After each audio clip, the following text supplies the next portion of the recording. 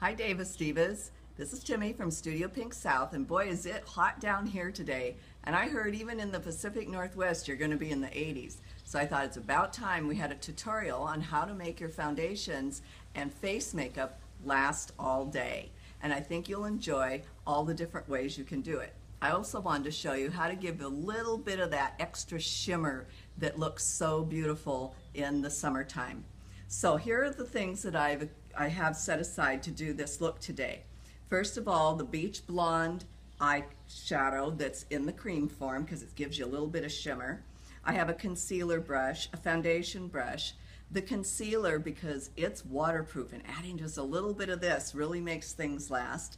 The foundation primer, and I'm using our new foundation, the CC cream, but you can use any foundation that you want. So here's what you're going to do. I like to use the back of my hand because it does warm up the products. Not that we need to do that a lot down here. So I'm just going to put a little bit, as you can see, of the foundation on my hand, a little tiny bit of the concealer, and I'm going to use a Q-tip and take a little bit of the cream eyeshadow. This is what's going to add a little bit of that shimmer to your entire face. Now, the very first thing I've done, which I've already pre-done, is I did use the foundation primer all over my face, and then of course pre-sprayed with the foundation or with the setting spray. Now, I know it tells you to do it afterwards, but you're going to do it before and after, something we learned from the makeup artist Lori Hogue.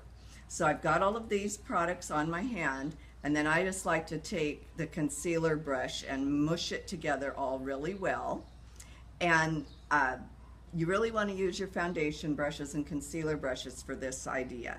And then I'm just going to take a little bit, and I will say that I did also put on a little bit of concealer under my eyes after I put on the foundation primer, just because you don't want shimmer under your eyes in any dark circle area. So I am going to avoid that.